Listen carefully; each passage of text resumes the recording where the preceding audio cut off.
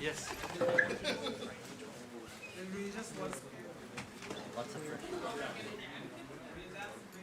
Pick your default seat.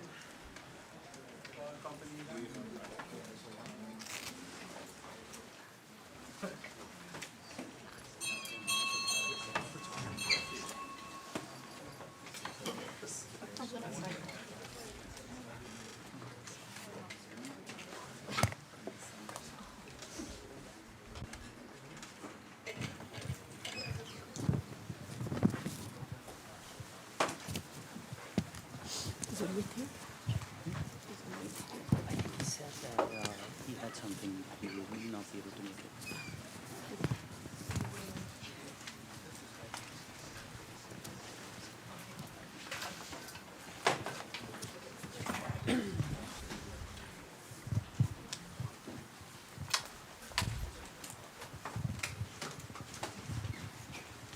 Okay. Hi, everyone. Welcome to today's Theoretically Speaking public lecture on encrypting to a mathematical fact by Sanjam. And before I introduce Sanjam properly, I want to say a few words about the Simons Institute. So my name is Shafi Goldwasser, and I was also part of the Cryptography 10 years later, which is the workshop that is happening this week, and used to be the director of the Simons Institute, so they decided to give me the honor of introducing Sanjam. Not only that, I'm actually Sanjam's grandmother, right? Academically, not really, because not that old, but Amit was my student. Amit was Sanjam's thesis advisor. But let me just say a few things about the Simons Institute.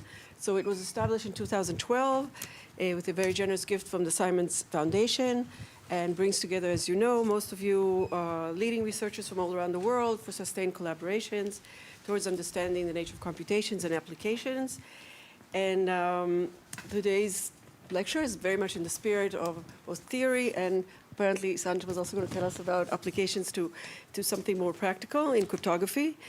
And we invite you to live post, whatever that means, about this event on social media. Please use the hashtag #SharpSimonLive and tag us at Simons Institute, so that everyone who's interested can find out and follow the conversation that we're going to have today. And I'd like to acknowledge the generous support of the Simons Foundation and the Simons Foundation International, as well as our industry partners and individual donors to the Institute. Okay, and now to Sanjam. Over the past decade, Sanjam had really an extraordinary impact on modern cryptography. He has repeatedly shown things that people thought cannot be done, that they can be done. And that began with the paper that gave us the candidate multilinear maps, and sort of one feasibility or existence that it's possible to do in distinguishing obfuscation, which after a sequence of very impressive papers is now based on concrete number theoretic and lattice-based assumptions. But that was really the first paper where it was very, very surprising that there was a construction that was being offered. And he also is the co-author of Witness Encryption, which is some of what he's going to talk about today. And these results really have fundamentally altered what understanding of cryptography, or what we know can be done. And since then, he's continued to do functional encryption, secure computation, proof systems, threshold cryptography, and recently working on using cryptography in the context of AI, bypassing safeguards and many other things. I think also verifications, zero-knowledge proof verification in the context of AI. And his contributions have been recognized by a series of awards. First of all, the ACM Doctoral Dissertation Award for his work also on I/O obfuscation, the Sloan Research Fellowship, ISAR Best Paper, EUROCRYPT Crypto-Based Paper, and recently the FOCS Test of Time Award. That's it. What can I say? I'm very impressed. And Sanjam. Welcome, Sanjam.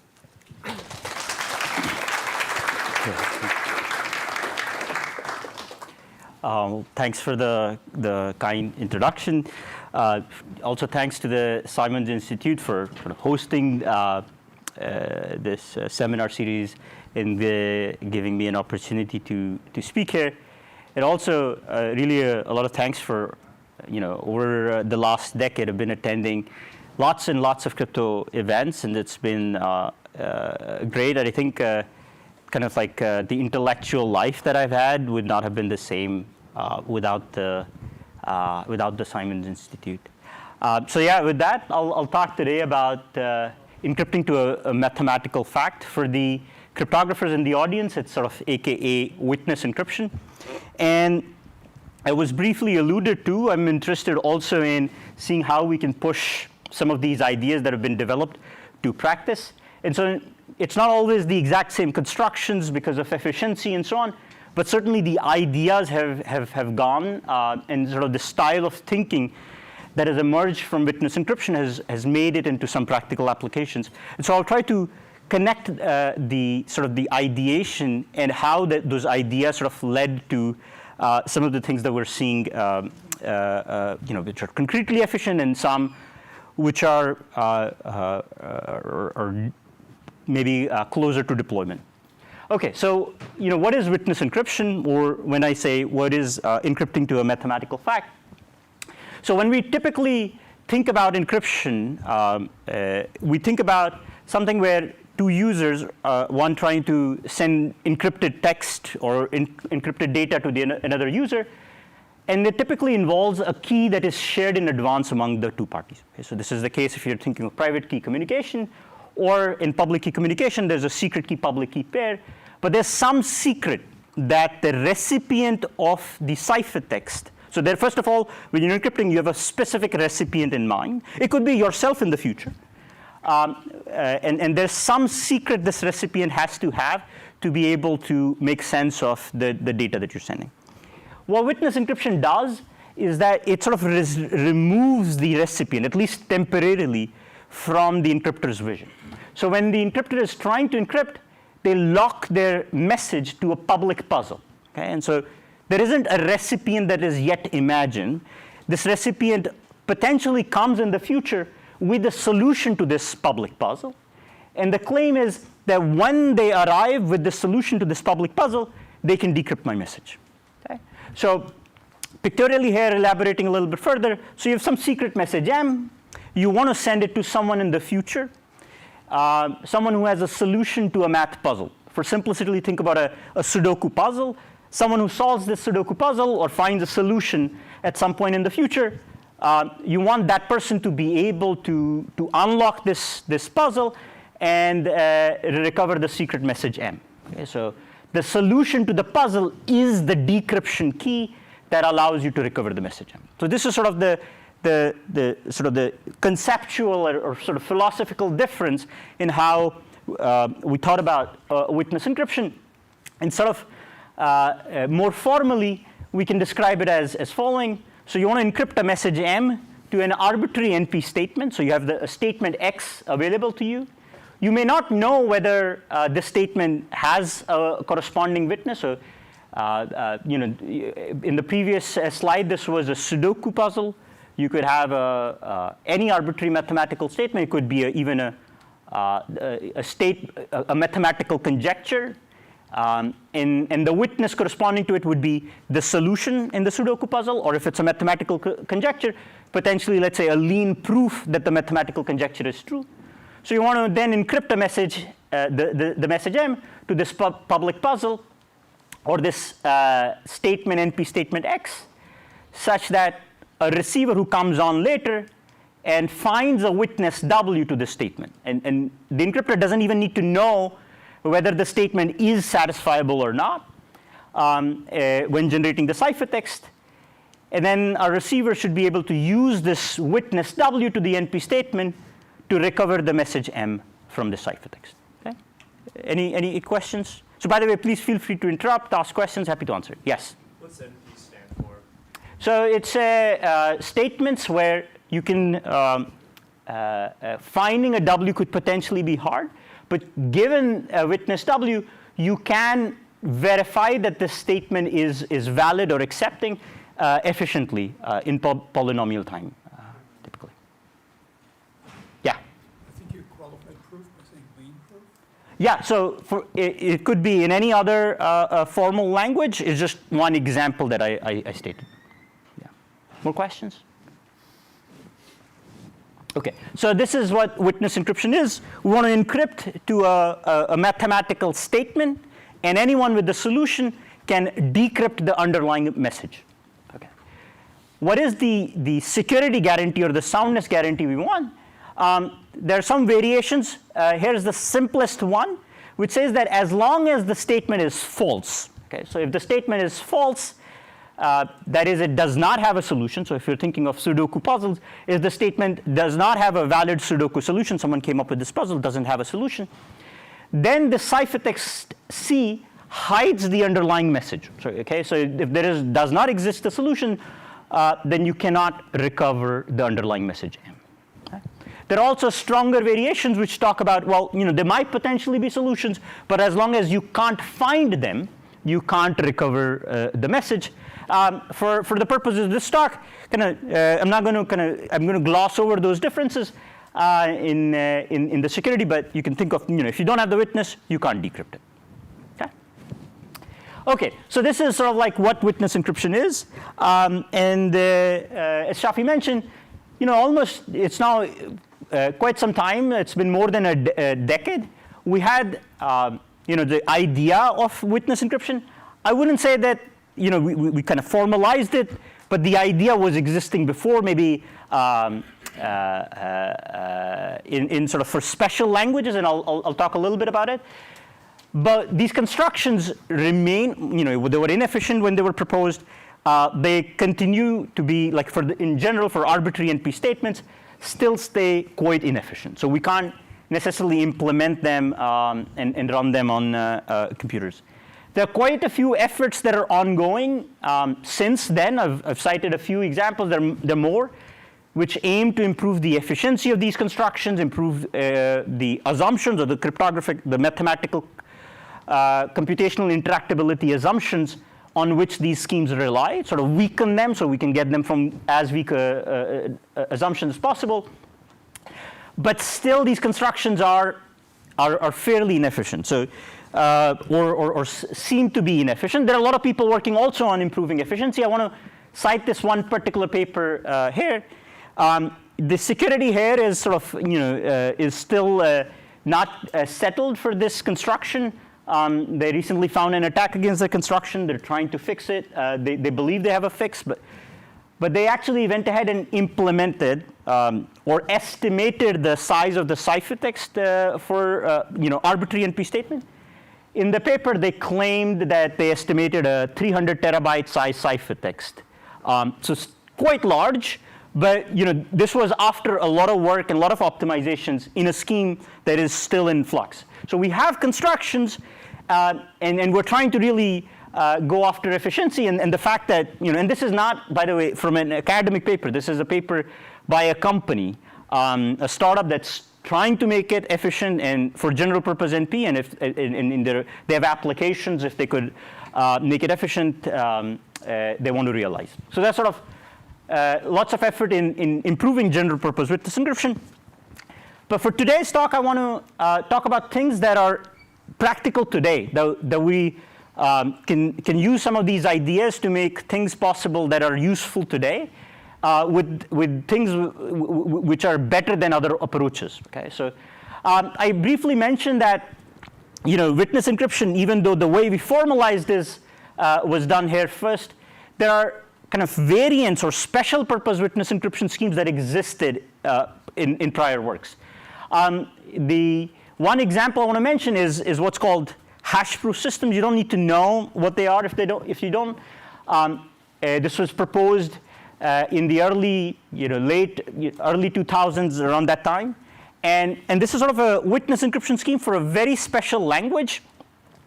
And I'll give an example of a special purpose language, and these witness encryptions already were having quite, for those special languages, special NP languages, dramatic implications in crypto. Sort of the first feasibility results for things we didn't know how to do were already efficient constructions for things that we didn't know how to do, and hash proof systems, one example, where it was used to realize what's these encryption schemes with very strong security properties, namely CCA security, practically, and so on. So these were these constructions that did it then.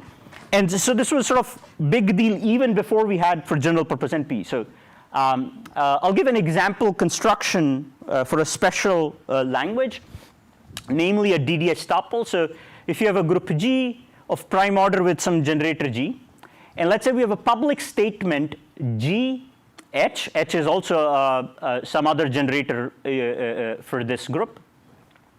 And we have two special group elements U and V generated in this special format. So you have to pick some R. So in all my slides, whenever I use blue, that's the statement part, the public part, and the red part is the witness. So here you have G, H, U, V. This is the statement. You want to encrypt to this statement with the property that if someone claims that they have access to R such that U and V satisfy this relationship, that it's U is G exponentiated with R, and V is H exponentiated with R. So if you have such an R, then you should be able to decrypt my ciphertext. Okay, so this is the statement. And for this case, actually, there is a very simple witness encryption scheme. So here's our witness encryption scheme. You sample a secret parameters S and T. You generate the ciphertext as G to the S, H to the T. And then the second part of the ciphertext is the message. Imagine it was also a group element, U to the power S and V to the T. Okay, so this is our ciphertext. So here decryption, if you have access to the witness R, is relatively easy, because if you observe U to the S, V to the T is G to the S and H to the T, and you can pull out the R outside, and what you're left with is K to the R, which is the first term in the ciphertext to the power R. Okay? And it's critical here that to be able to pull out the R, that U and V have this specific relationship that it's the same R across U and V. Okay? So this is how decryption works. Security in this case works as follows. If this is not actually a DDH tuple, that is, there is no R such that U and V satisfy this relationship, or there are R1 and R2 such that they're different and it satisfies this relationship, then U to the S, V to the T ends up being a uniformly random element, because it ends up being the system of linear equations, and the exponent is not is linearly independent. Okay? So this gives you a very simple witness encryption scheme for the specific case that a given statement is a DDH tuple or not. Okay? So this is an example of something. These people here did more sophisticated languages and showed how we can use this to build very secure encryption schemes. But I wanted to give you this sort of example as a flavor of how one could go about constructing even special purpose witness encryption. Okay? It's immensely useful for CCS secure encryption and more. So what I have so far mentioned, yeah. To prove the security, don't you also need to show that, like, if you decrypted, you found R or something? Yeah, so in this case, the thing is we are able to get statistical security. If R1 and R2 are different, the message is actually perfectly hidden. So the weaker security notion that I said is already implied. The stronger one, I'm kind of sort of brushing through. I think what he's asking what the assumption is. The assumption is not that you can't find R. It's that you can't even tell that there exists one. So that's part of if the statement is false, that's the thing. I'm sorry, maybe I'm confused. Right, I got the fact about if the statement is false. Yes. That's hiding, but what about if the statement is true? Oh, fantastic. So in this proof, I didn't argue anything in the case if the statement is true. In applications, when you would use something like this, it's hard to tell whether there exists such an R, and that is the part that you would rely on to argue that sort of security. Yeah. Great question. Thank you. More questions? Yes. This is me just thinking out loud. Could you talk a little bit about the complexity of proving an arbitrary statement within a proof system? That is primarily the basic guarantor of security, right, in your scheme. Yeah. So if we go beyond just a secret and talk into the more general space of arbitrary mathematical proofs, right? You can run arbitrary statements, for example, expressed in game, right? Could you talk a little bit about what you know about the computation capacity? So, that's a whole another lecture arguing what it means. But I would say here, for the encryption scheme, we're only looking at if you have that proof. That's what it's enabling. If you somehow magically found it, decryption can be done. That's all I'm saying. How you find it is sort of like, it's another can of worms that I think maybe I can talk more offline about. Yeah. Do you have a characterization for what class of languages have statistical ID? Yeah, so I think that statements where you can get SCKPs that's where I would, with efficient provers, is going to be the class. I'm not sure if there's like a formal claim, but that would be my my guess. But I think it sounds likely to for empty complete language. Oh yeah, so SZKP itself wouldn't be, but I additionally added the constraint of efficient provers with for SZKP. Okay, so far what I talked about is vanilla witness encryption, where I'm talking about DDH tuples. You can generalize it and think about other special things. So for example, I can generate a commitment. I can say, here's a commitment. Commitment is just a message locked in as a string where you can't figure out what it is, but someone who locked cannot later change it. So you could encrypt a message to a commitment saying that if this commitment is of a message 0, then you can decrypt my ciphertext. Another example of a witness encryption scheme could be where I sign messages and I want to encrypt in a word. You can decrypt my message if you have a signature on another, like, I'm encrypting to a string, say X, and then saying you can decrypt my message if you have a signature on this message, which gives the flavor of Bonnet-Franklin identity-based encryption based on BLS signatures. So another special purpose witness encryption scheme. So here, why I'm calling vanilla witness encryption is that we did not have any, we needed everything to be polynomial time, but there weren't explicit, as long as everything was polynomial, there wasn't additional requirements on ciphertext size, encryption or decryption time. They could all grow with the statement and the witness length, okay? And polynomially on top of them. So there was no additional efficiency requirements. And as I mentioned, there were already I mentioned the example of these hash proof systems, which were used to construct these very encryption schemes with strong security, namely chosen ciphertext security. The signature on a message paradigm was used to construct identity-based encryption. Again, it wasn't that these people were trying to come up with witness encryption schemes, but their constructions were actually witness encryption schemes, or you could view them as witness encryption schemes for special languages. I really like this example of round optimal multi-party computation protocols, where at the end we did get constructions. Again, we got these constructions from special purpose witness encryption schemes, in particular just two-round oblivious transfer. However, the constructions proceeded via a sequence of work where the first construction was actually from obfuscation. Then we weakened, this paper is by Gordon et al., Elenchi, also on this paper, where they weakened the assumption to witness encryption, and then we weakened the assumption to pairings, and subsequently to just two-round OT. So there was like the fact that witness encryption could lead to these results. The story emerged from witness encryption ideas. It would have perhaps been harder to envision these constructions if we hadn't been thinking from a witness encryption lens. You said that you weakened it. No. So this paper was obfuscation. So I have this slide. So the first construction was obfuscation. Right. Then these people weakened the assumption to witness encryption for all of NP. Then we weakened it to pairings, and then we got something from 2-round OT, so including DDH and everything. I'm just asking. Yes, it's weaker than IO for all circuits.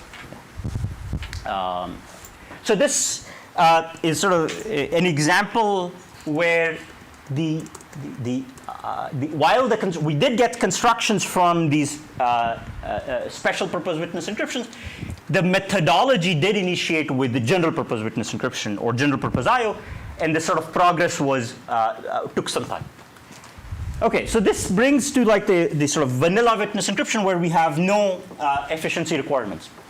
Then I'm going to shift to these witness encryption scheme that I'm statement succinct witness encryption. Okay, and so let me kind of define what they are. So typically, when you're doing a witness encryption, you get a statement. You have some statement, and you encrypt to it, and then you want decryption to be done given access to the witness. Here, we want the information that's available to the encryptor be somehow succinct in the potential witness length. Okay, so if you have a string U, which is huge, want to compress it.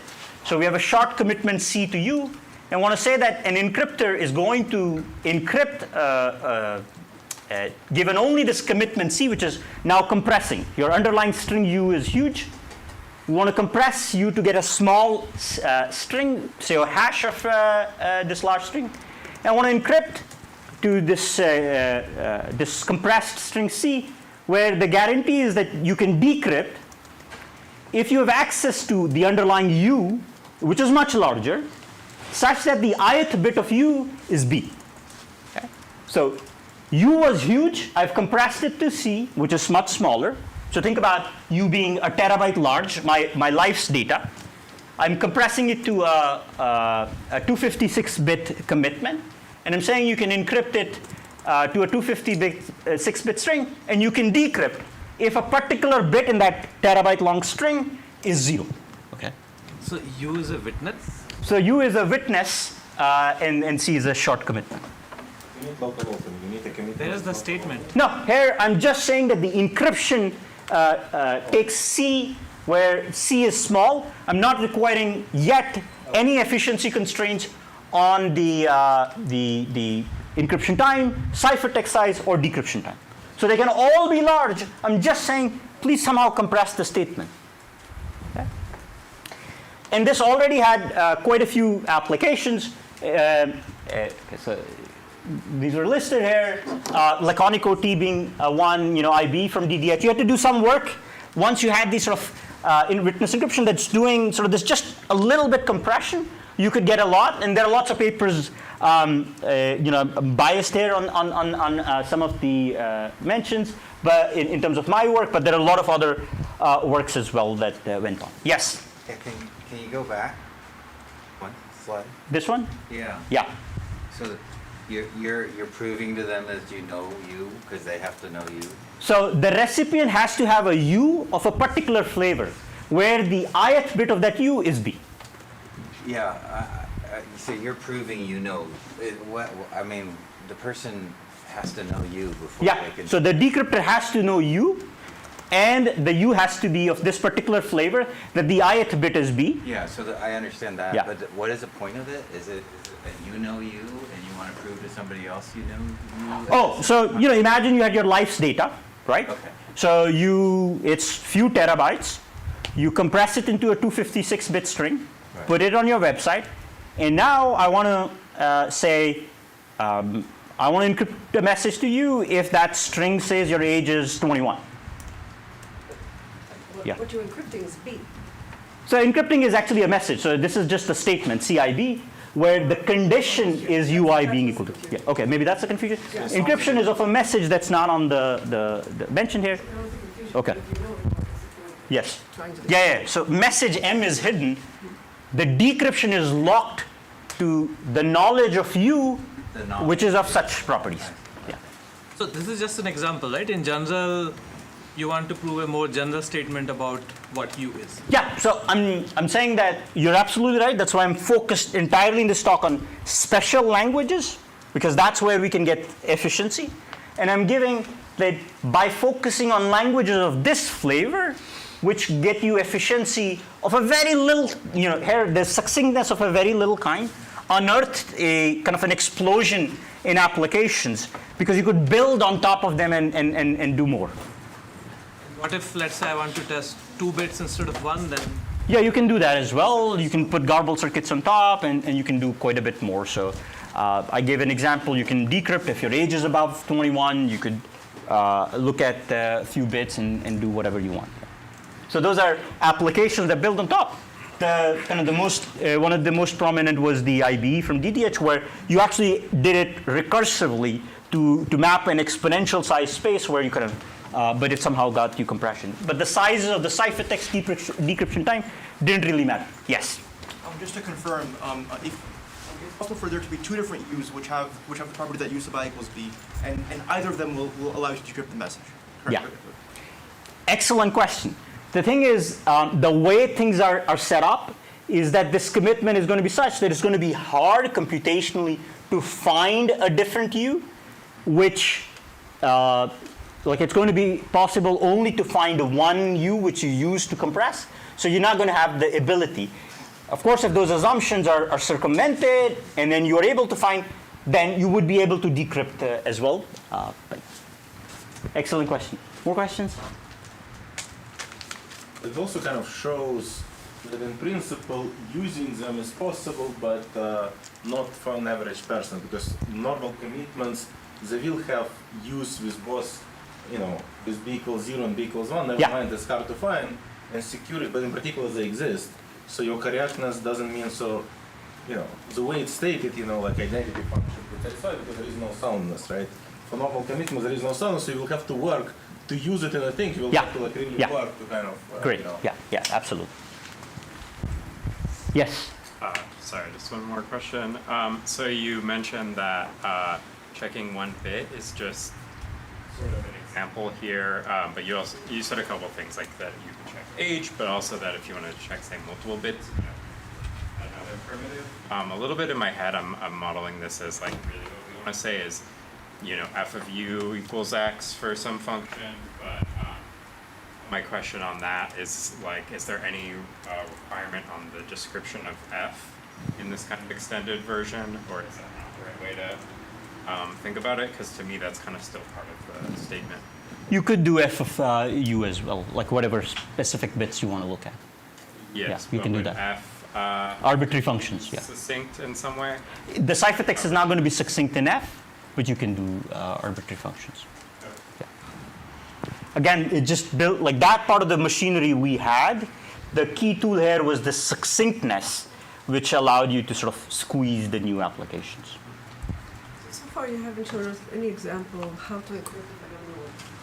I mean, you didn't show how to encrypt. The DDH example? Oh, you mean like that's a sort of a secret? You've shown, but Yeah. So I think people may have been wondering why did you talk about hiding when there is no R, and it is because exactly that anyone can encrypt, but you don't want to encrypt if the encryption is bad. But you're guaranteeing to them. That's a good point. Yeah. I unfortunately don't have an answer, but yeah, let's see if maybe something will show up that will help ease some of those tensions. So the next thing I want to talk about is doubly succinct witness encryption. It's again for special languages. I'm talking about succinctness of a very specific flavor. So we have a paper where we kind of gave these names, and I initially gave them generation 1, generation 2, generation 3, but because they didn't come out this chronological order, I gave them these different names, so it's not confusing. Here, it's sort of very similar to the witness encryption in the succinct statement witness encryption. But I ask for succinctness now also on the ciphertext. So we have a short commitment C to a huge string U. You still encrypt to CIB, a message M. And the decryption should happen if you have UI equal to B. But I also want to now somehow compress the witness. Okay? So we're going to require that given access to the commitment and everything, you can come up with a short proof U to prove that the ith value that's committed here is B. This sort of goes to what Yevgeny was talking about in local openings. So there's a short proof that the ith bit is B. It might take a lot of time to compute this proof, but once you have access to this proof, you should be able to decrypt fast. So now we can insist encryption time and also then the ciphertext size and the decryption time are going to be succinct because we only need this proof pi, which is certifying the fact that the ith bit in U is B. Okay? Yes? Starting from the witness, you have to generate the proof Yes. and then decrypt. Yes. Was the use case in which making the decryption succinct is useful? So one benefit is that your ciphertext becomes succinct, and that's a key property. Second is the proofs in some of these applications, it's not that you're generating a proof for the ith bit. You're actually generating, and we'll see, generating proofs for a lot of things. So either you're generating a lot of proofs simultaneously, and so the cost is amortized.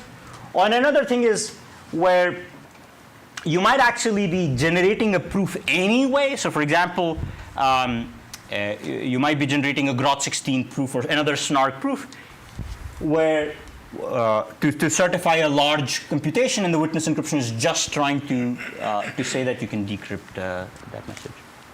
Make sense? Okay, so here I'm insisting now that encryption, decryption are also going to be sublinear, though you have to have access to somehow this proof pi that's being generated on the side. Okay, so these constructions tend to be, again, because we're focused on special languages and so on, we don't have to worry about all of NP. We can be fully black box and concretely efficient. So this specific sort of this doubly succinct style witness encryption has unlocked new applications. And so one specific one, which is becoming quite practical and perhaps, I can say maybe getting deployed, is for mempool privacy. And I'll start with some of the early theory works, which I still consider theory, even though they were published at Usenik Security. And even the more recent papers, for example, this S&P paper is from like an industry collaboration, but not by us, but sort of from a company, and won a best paper award at S&P. So some of these things are becoming really practical and getting deployed. So let me tell you what this application is and how this sort of witness encryption, or sort of this succinct witness encryption, or doubly succinct witness encryption is coming to play. So what's the encrypted mempool problem? So the problem is, if you are using any public blockchain, if you have a transaction that you want to post on chain, you get to somehow prepare that transaction and push it on the network. Okay? So you put it on the network, and it stays pending for a while. It doesn't get confirmed immediately. It sits in what's called a mempool, and there are it's in a pending status. It's visible to everyone, so everybody can see what's going on. You want to buy Apple stocks. Everybody can see that. They can see what price you want to buy it at. So all this information is public, and there is actually a full industry that is set up to exploit this information. So there are lots of these attackers. Some of them are, because it's become an industry, these aren't necessarily seen as attackers all the time, are looking at these transactions.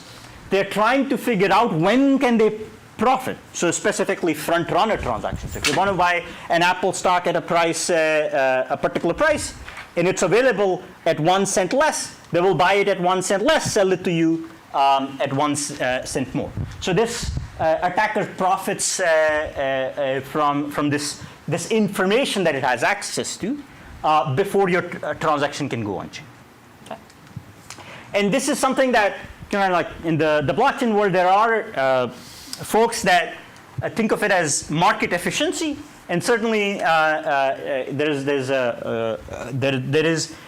are applications where it's desirable that it not be there. There are certainly applications where it's extremely desirable.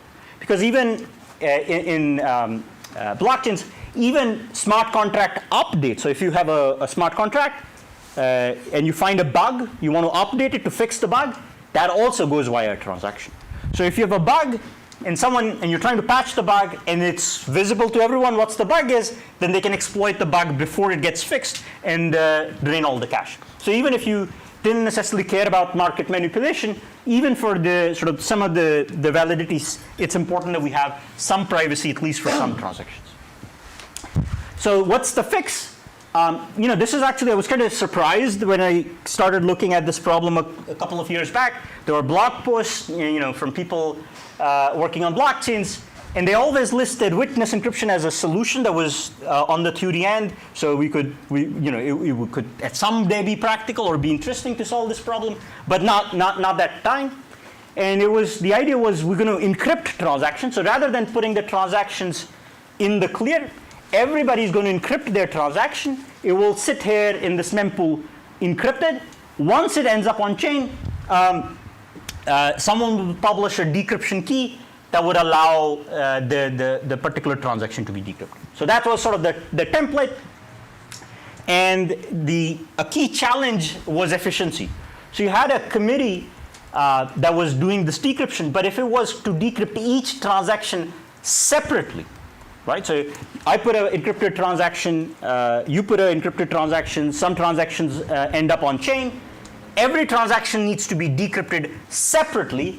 That meant that every person in the committee that was sort of helping them decrypt these transactions would have to publish something per transaction, which was very expensive, not okay.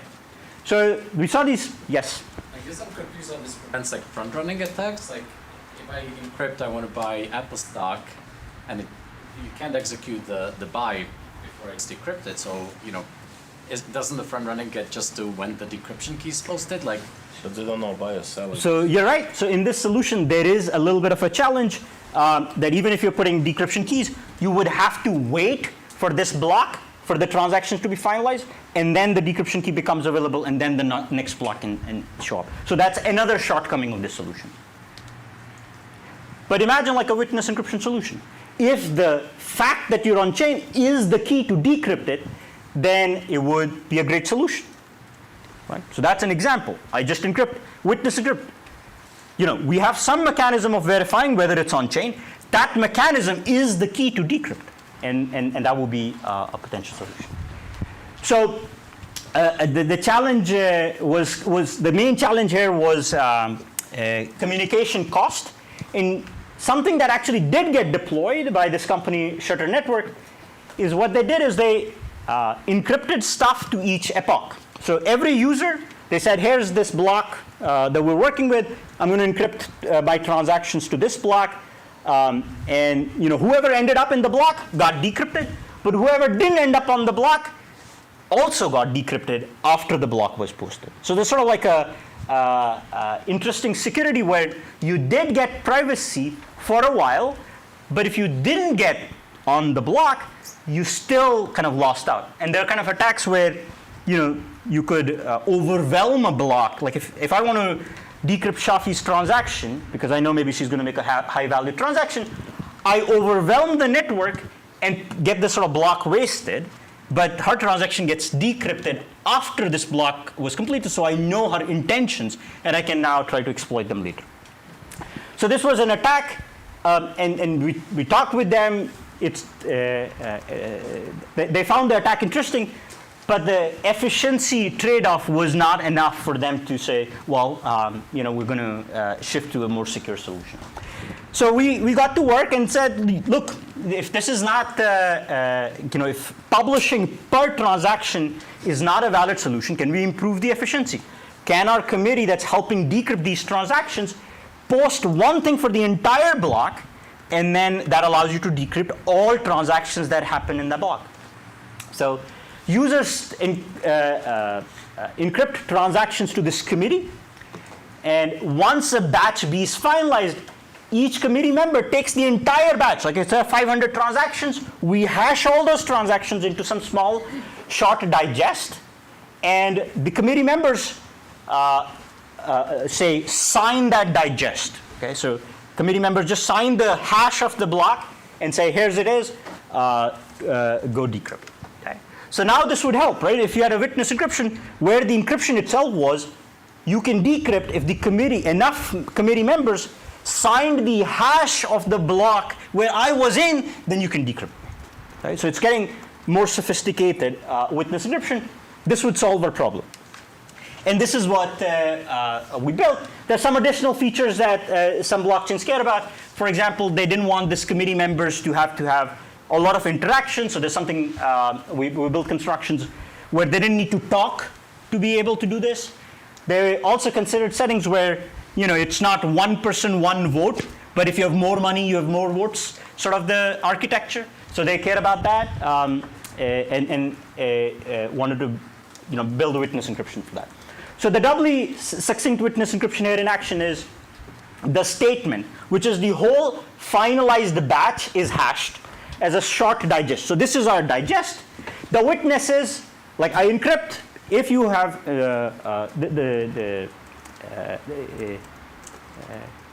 the statement is just the hash, okay, of, the statement is actually just the kind of a string that's going, like my transaction. I don't know what other transactions are going to be. So I'm encrypting just to that. And the decryption has to be done if you can produce a hash of a lot of transactions, and I'm a member of that set, and the committee has signed that hash. Is it making sense? So does the committee have like a public key or a CRS which you need to use for encryption, right? Yeah, so there is a CRS, so this is sort of like a common random string. In the silent setup model, everybody has their own public key. We also compress together the public keys. In a regular model, which if I have time I can explain, we have parties actually interact with each other to set up a correlated public key, secret key to which the encryption is done. Okay. So everybody is sort of going to include their transaction and encrypt it in a way. If the hash of sort of like all the transactions included my transaction, and you had a signature on this thing, then you can decrypt it. So threshold number of signatures. Threshold number of signatures. Yeah. So you need, if you have a committee, some of the parties might be offline, so you can't afford to have everyone be there. And so you need some T approvals to be able to do the decryption. So here the succinctness is important. You need the transaction not to grow with the size of the block. You need the transaction to be short. You need the decryption to be also efficient, because you have to decrypt the entire block of transactions. But a key property here is that the committee that's helping you is just signing one short digest. It doesn't have to decrypt each transaction separately. Okay. So there's actually a whole kind of a small mini sub-area that has emerged around it. There is a whole session on just these kinds of encryption schemes at the Science of Blockchain conference next month. This paper here won, sorry, not this paper here won the best paper award at S&P. Aptus is deploying variations of these schemes. I think this is the scheme they're deploying. And then I think Category Labs, another blockchain company, is deploying these encrypted solutions. Yeah. See, there's something which I'm confused about. So there's a huge number of transactions. Some of them made it to the block, others did not. Your signature or the hash has to have all the transactions they did. All this information, right? Yes. So how can it be shorter than? The hash is shorter, right? So you have a large CRS. You hash the transactions that did end up in chain, and the hash itself needs to be small. So let's say there are 1 million transactions. Yes. Half of them went into the chain. Yeah. Hash has to be 1 million bits, right? Because it has to contain information about. No, because it's computationally not statistic. The decryption can use. The decryption can know that information. Is an input. Oh, the decryption takes. Okay. Yeah. And there, you're also asking for a proof that my transaction is in the thing to do the decryption. Okay. So this is interesting, where we're still seeing papers at crypto conferences and at security conferences and deployments in the real world. So sort of very exciting place to be in. The constructions have to be relatively simple. Like if people are to deploy them, they cannot be too complicated. For efficiency reasons, typically complicated means less efficient. And so this is sort of really exciting progress in this space. And there's a lot to be done. In particular, all these constructions are mostly pairing based, except for one paper, I think, that's cited. So it will be this one here. So it's very interesting to map out post-quantum versions of these constructions. So very exciting progress here. Okay, any questions so far? Okay, let me talk about the second application. And this is about verifying proofs on Bitcoin. And we have a paper that's coming up at CCS later in November. I'll talk about the application and why you care about it, but sort of the punchline, which is we got 3 orders of magnitude improvement in this paper on various axes. So, and it's also a collaboration with folks at Babylon. They've built it out. It's in their test net. They are trying to make sure that it's secure, getting it audited, and then hoping to get it into production. And this is sort of like a surprising, as a side note on some of the sophisticated crypto getting deployed, is that complexity is a really big problem. Just verifying that everything is matching. By complexity, I mean like the complexity of the protocols and all that, and being sure that you've gotten correct implementations becomes a arduous task. Okay, so why do we care about verifying proofs on Bitcoin? So the application goes to actually a lending platform. So people have access to Bitcoin, and they want to lend against this Bitcoin. It's sort of like taking a loan against your house. So we have a borrower here who wants to he has access to one BTC. I use BTC to represent one Bitcoin, and Bitcoin as the chain itself. So I separate BTC from Bitcoin. So this borrower has one BTC. He would like to borrow against this Bitcoin. The kind of solutions that are out there for people to use is, well, you can give this BTC to a bank, and they will hold your BTC, and then give you money in exchange for it. So when you return the money, they will give you your BTC back. So this is something that is not against the ethos of the blockchain community, and folks want a trustless solution. At least this company's customers want a trustless solution. So it's against the bank is involved? A bank is a trusted entity. What if the bank goes out of business? I lose my Bitcoin. So if this Bitcoin becomes $1 million, suddenly my bank doesn't want to give me back my Bitcoin. It's okay with me taking away whatever I had borrowed against it. So that's the problem. So they want to build a trustless solution to this problem, and so they don't want any centralized players, okay, or as few centralized or as limited centralization as possible. So the idea here is that the application they want to enable is that Bob, our borrower, is going to deposit this one BTC on Bitcoin and sort of submit it there, and use a proof of the fact that he has deposited money here to lend a position. So by the way, I should mention for general audience here that Bitcoin supports very limited functionality, while Ethereum supports arbitrary kind of checks that you can do. So if you couldn't do kind of these, the reason you have to work with both Bitcoin and Ethereum is precisely that Bitcoin has limited functionality it can support. You can't do sophisticated smart contracts on Bitcoin, which you can on Ethereum. So what does it mean that it's locked? I mean, who owns it? Good. So it's locked to multiple people. That is both the borrower and the lender. Okay. I'll become clear when I say how we achieve it. What the borrower does is it gives this proof that he's locked in this Bitcoin in an Ethereum contract. It sort of proves on chain that borrower has done this, and the fact that he can prove this, and there's a method that you can do to verify, allows our Bob to trustlessly sort of borrow this 50K. Okay, so now this one BTC sits locked here. No one can touch it, and our borrower has gotten 50K to spend. He can go buy ice cream if he wants with this, right? So this is stable coins. He can buy ice cream. Okay, he couldn't buy ice cream with BTC. So this is the setting we want, and Larry is providing the liquidity for this loan position.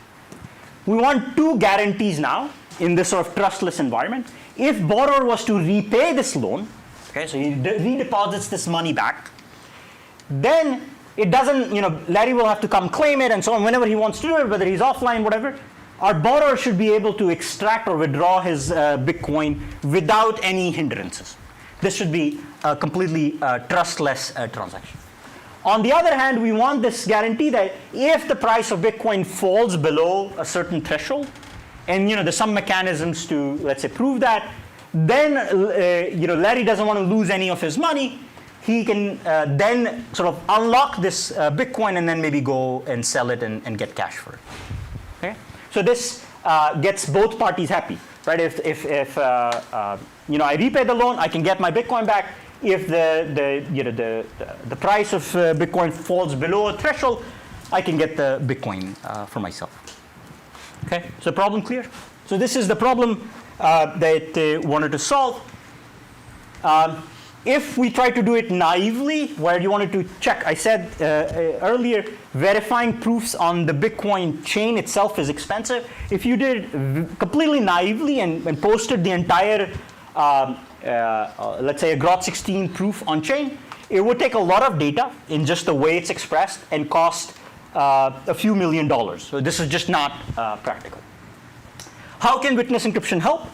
So what our verifier does is that he samples a secret message M, and in sort of like an offline step before we do setup, I'm going to change the language a little bit, where I'm going to only talk about a prover and a verifier. So note that in this setup, Bob plays as the prover for the setting where he has repaid the loan, and Larry acts as the prover where the price of the Bitcoin falls. But in sort of like the technical setup, I'm thinking of only one of these instances. If I have repaid the loan, I can prove on Bitcoin that I've repaid the loan and extract my money back. So in this case, the verifier is in a setup phase. So you're going to do two setup phases for both of these? Yeah, which is all offline before anything happens on Bitcoin.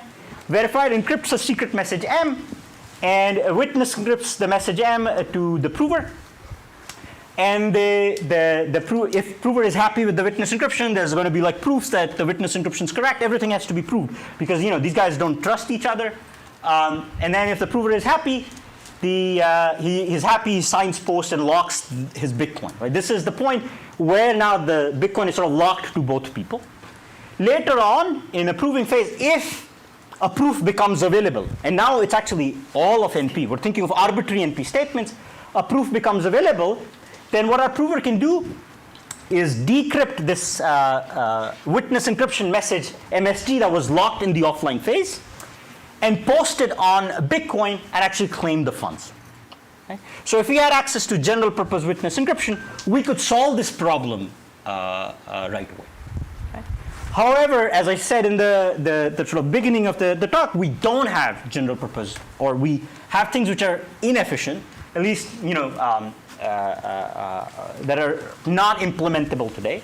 So what we did was we wanted to use special purpose witness encryption, but there's sort of this tension. We can't really do, like if we want to do this, we can't do special purpose witness encryption.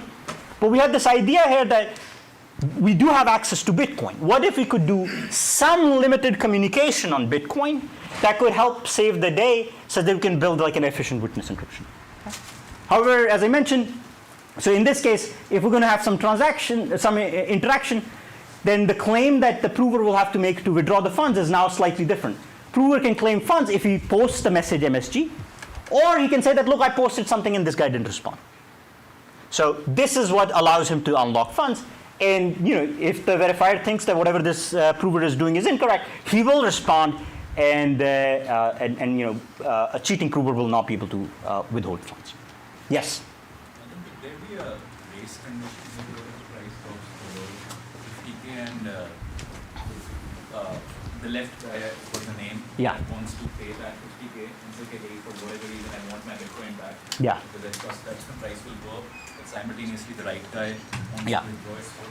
Yeah, so where the proof here is a Groth16 proof, so you can have proofs which says that I have this statement is satisfied and he hasn't repaid the money. So you can have these things. Maybe Srivatsan can, is there more to that? Typically, the application would ensure that only one of them happens, or like whichever happens first, that locks the state. Something has to get posted on the chain, and if they simultaneously have valid proofs for their conditions. For example, there will be a smart contract on Ethereum which takes care of whichever of the two happens first. Yeah. That is counted. Yeah.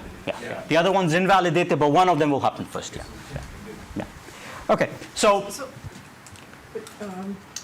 If we didn't respond to bugs, so this seems, how do you check that? So the smart contract, or sort of like the logic on the unlocking of the funds at this point, is that either you post MSG, or this guy had not responded for some time, so you have to wait for a time window, and after that you get the funds. So when he does respond, It definitely then knows that. Then knows that he's going to respond if the message is, if prover is acting honestly and the statement is true, he will be able to recover this message because the witness encryption was correctly generated before that. Okay. So I said that we have Bitcoin is very restricted, so we can use it to communicate very limited things. The specific thing it actually does quite well is we can post Lamport signatures. And so for it's a kind of a signature scheme for folks who are not familiar, which are highly compatible with garbled circuits. So we were able to use, so the proof here is a Groth16 proof, and we used a special purpose witness encryption built to verify which decrypts if you have a valid Groth16 proof. But there needs to be some additional work that needs to be done, which goes inside a garbled circuit that helps us bootstrap that. And so this is sort of like really using everything that we're talking about at this workshop in one application, and all of it needs to be efficient for it to run. So let me give you the concrete numbers. So the thing which required millions of dollars, that was no one's using it. No one thought of using it. There was a solution out there where to sort of do this in a trustless fashion called BitVM2. The cost in the bad case was very high. And this number is an actual Bitcoin transaction. So you can go on chain, or a sequence of transactions where they calculated the cost. That if this $14,000 cost is on the day, I think, or did the transaction, or a normalized on the day the transaction was done, is sort of a specific method to do this verification. So this has high on-chain cost. Because of the high on-chain cost, there was an alternative solution called BitVM3, which required much smaller on-chain cost, so reduced it to $37, but large storage requirements. So the garbled circuit they were previously using was 40 gigabyte large, and this is something that was seen as reasonable for the application, in the sense this is the application demanded and it was being used, or hope was it was going to be used. It's, I think, production ready, right, the BitVM3? Okay. Mostly. And then implemented. Huh? It's implemented. And audited as well? Not audited. Okay, not audited. And the new system that we have reduces it's slightly larger on-chain cost, but it reduces the garbled circuit size to be much smaller. And note that this is the garbled circuit size here is just the garbled circuit size. You also have to do a cut and choose on the garbled circuit. So there's a lot of communication on top of it that needs to be done to make it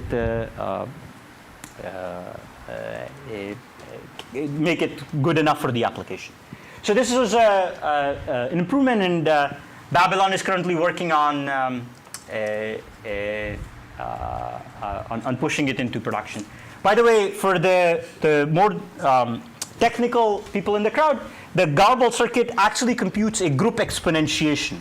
So that we have in Babe, and there's a lot of work that went into optimizing the circuit with using careful randomized encodings and switching from YAO to the appropriate randomized encoding schemes, such that we get a small garbled circuit. So that's sort of a core technical piece in the paper. Which group? Yeah. Which group are you doing exponentiation? So we used, because we have to have pairing friendly group, it was, I think, BLS 12, which one was it? BN 254. Okay. Yeah. So that's the curve we used.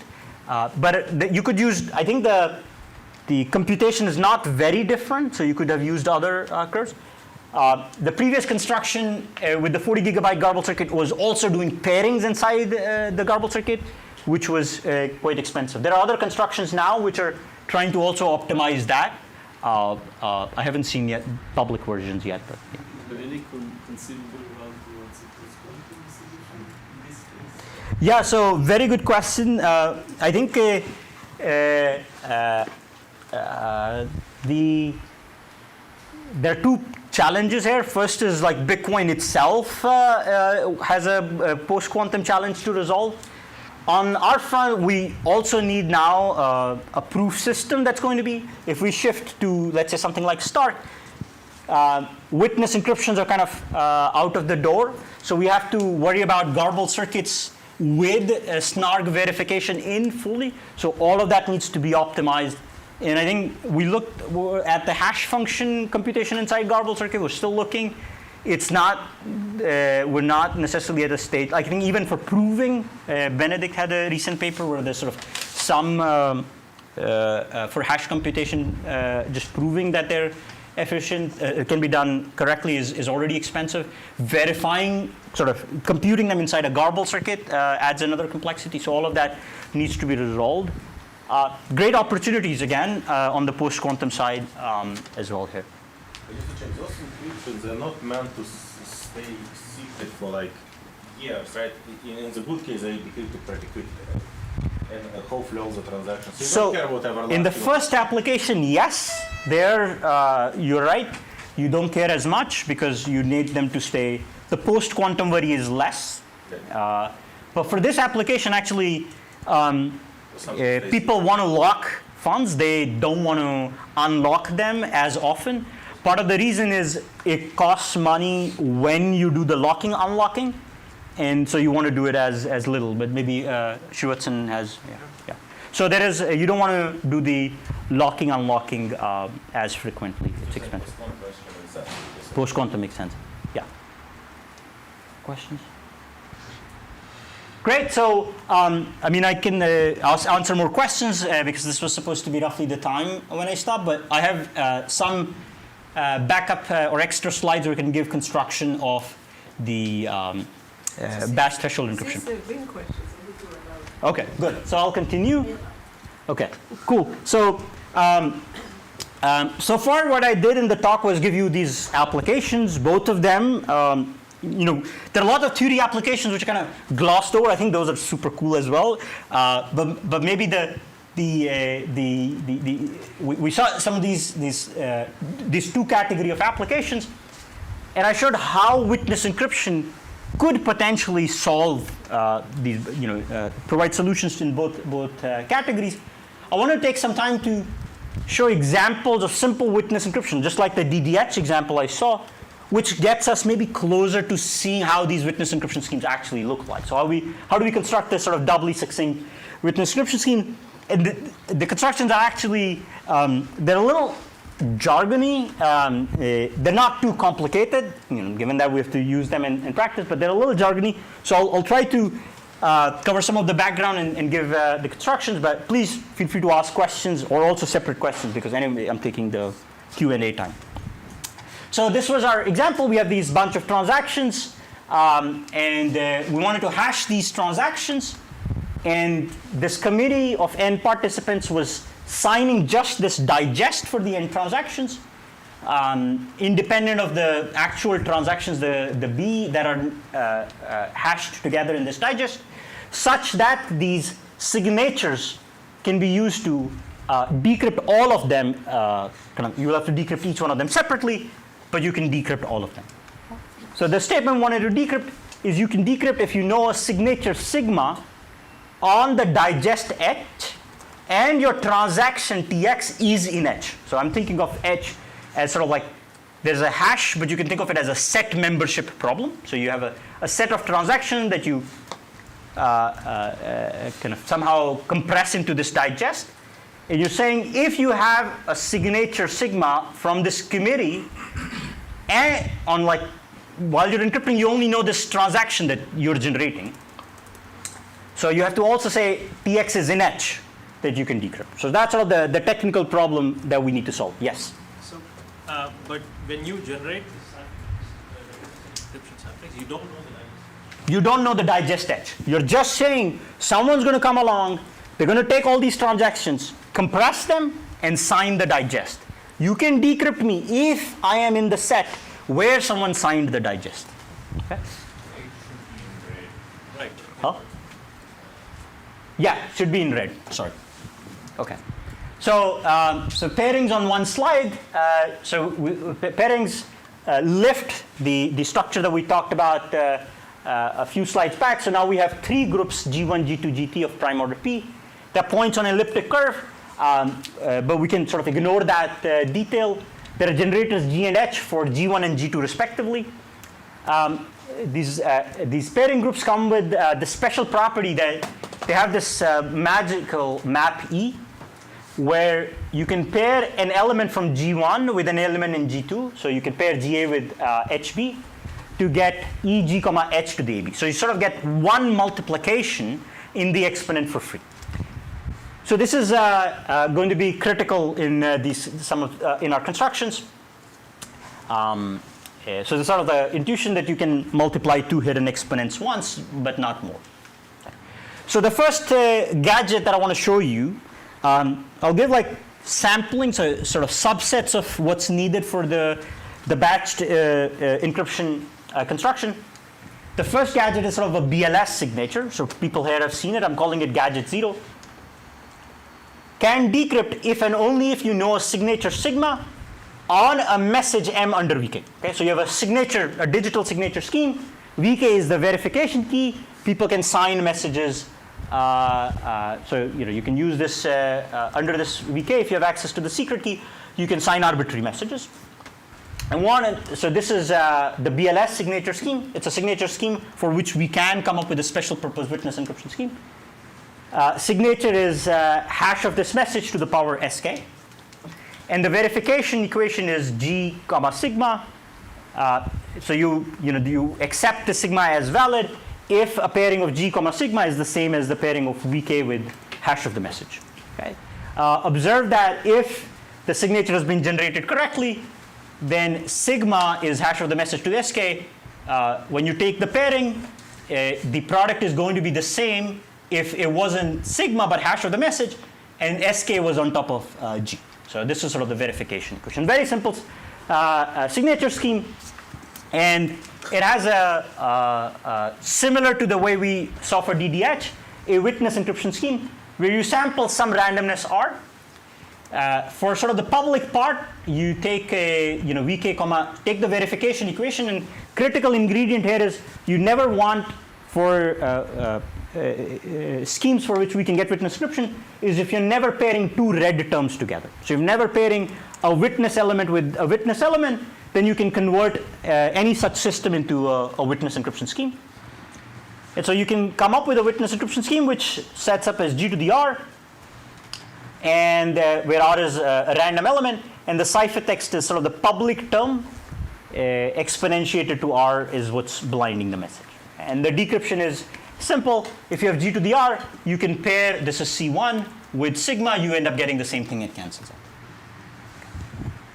So this is a simple witness encryption scheme. I'll just give one gadget which shows you how the compression works. So like a gadget where we want to commit to a lot of transactions, where you can decrypt if you have a proof that you are in that set. Okay, so you can decrypt if you have an opening proof that a transaction TX is in a set of commitment to a set of transactions. So this uses a CRS. This is sort of a string. So I mentioned, for example, Aptos. They did a ceremony. Everybody could contribute. We somehow got access to a one-time string, which had this format, such that nobody knew access to tau. So it was sampled privately. You could use MPC. There are more efficient protocols for it, but this is sort of done in a way that no one has access to sigma. So you get these values G, G to the sigma, all the way B, and so on. A commitment to the set x1 to xb is a commitment to a polynomial which has its roots at x1 and to xp. Okay? This is what's called the KZG commitment. I think it's from 2010 or roughly around that time. And so you get like a commitment which is a hashed version of all these transactions. KZG commitment came with a short opening proof. And the opening proof is that you can come up with a polynomial which is the quotient polynomial. So you want to prove that this value is in, x star is in this set. You come up with a polynomial which is all the elements in the set, the polynomial divided by tau minus x star. So this is going to be low degree or less than b only if x star is a root for the polynomial. Okay? And the pairing equation that checks that you generated the proof correctly is just commitment paired with h and pi, this proof that's generated, paired with tau minus x star. Okay? So given that you're now pairing a proof term only with public term, and this is all public, sorry, here in the equation com is also going to be red because in the actual application because the commitment is not a priori known. So sorry about that, this should be red. And so you can get a witness encryption scheme for this statement as well. And this gives you sort of this compression that you wanted. So there are more, you can put together these gadgets to get the threshold version. And then sort of we have a framework paper where we looked at these, a larger family of snarks. So these witness encryption schemes that I'm talking about where this, where you have this equation where you're never pairing together two witness terms, you can come up with families of snark proofs which have this property that allow you to come up with witness encryption schemes that match that. I gave just a few examples. There are a lot of other applications which are more theory oriented, and there's a lot of interesting tool set that goes into making them efficient and so on. But yeah, I'll stop. Happy to take more questions.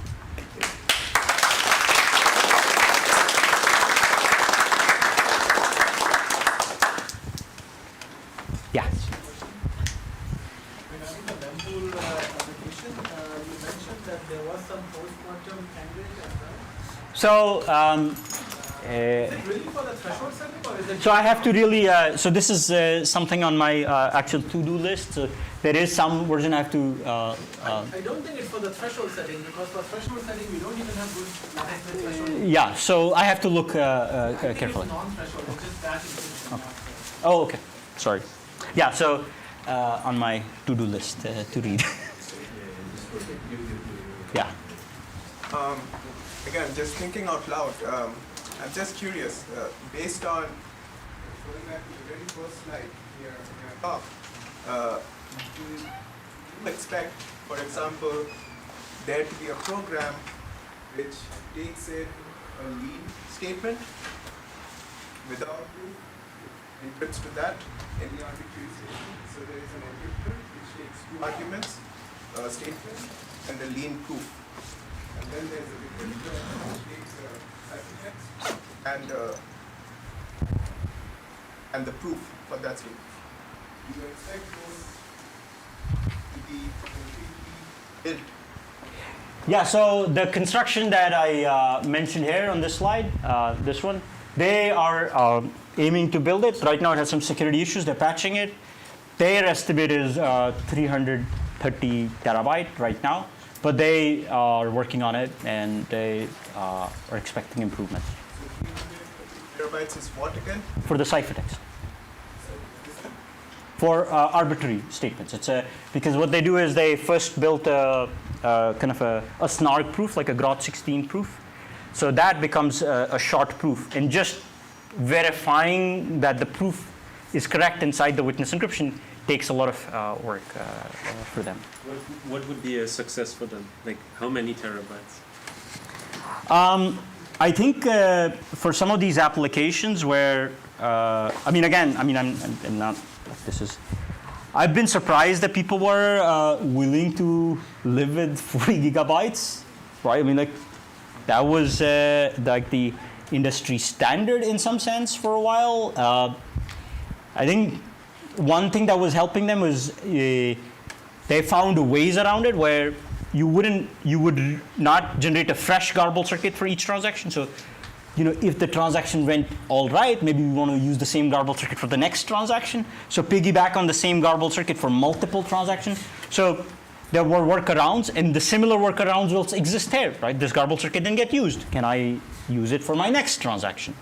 So there's a lot of work always, in addition to some of the crypto things like engineering work or sort of other optimizations or changing the model a little bit that will squeeze every drop out of the thing, that sometimes makes those guarantees worth it. The people get it. So I don't know about witness encryption, but if they get a few gigabytes, I think that could be a great thing. And the other thing is, when we have these numbers which are so astronomically high, sometimes the efficiency improvements can be dramatic, where the higher they are, the easier they fall. So yeah. Numbers will be yeah. So I think I don't know like when it'll become what's a good number, but it's not going to stay 300 terabyte. Yeah. Yeah. Something on the statement succinct witness encryption slide. It might have been like very far to the right. I just didn't know. Yeah. What is the comment? Yeah. So this is actually one of the applications of this style of witness encryption scheme. They were kind of implicit, the kind of the algebraic structure in some of the earlier works, but the fact that you could do such a witness encryption, I think, wasn't maybe realized in this work. And the laconic OT is precisely this witness encryption is what's called the laconic OT in this paper, and it enables a bunch of these applications. Yeah. Questions? So what is the relation of right, so you describe everything from the last of witness encryption, but it looks like, I don't know if it's only, but the main applications that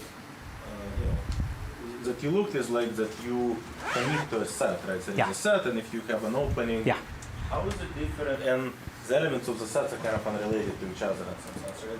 So how is it different from distributed broadcast encryption? So distributed broadcast encryption fits this paradigm. You can actually use the same paradigm to also construct distributed broadcast. But isn't it exactly so? I'm basically saying, for your applications, did I understand correctly that the real-world applications just need distributed broadcast encryption as opposed to more? Because you basically, it looks like you just described distributed broadcast encryption. Or is there some subtlety? No. So I think distributed broadcast encryption, you have multiple decryptors, one encryption ciphertext. You can use these techniques also to solve this problem. The batch threshold encryption is multiple people encrypting, and then somehow all of them getting, like a subset of those things getting decrypted. So it's a batched, you can think of a batched version of broadcast encryption that could fit that mold, but yeah.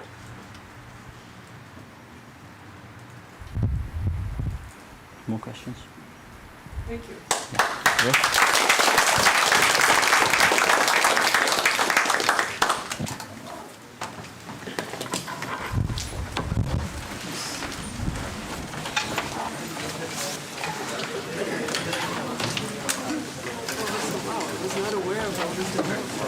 So here's in the first slide when you remember Vishaya asked.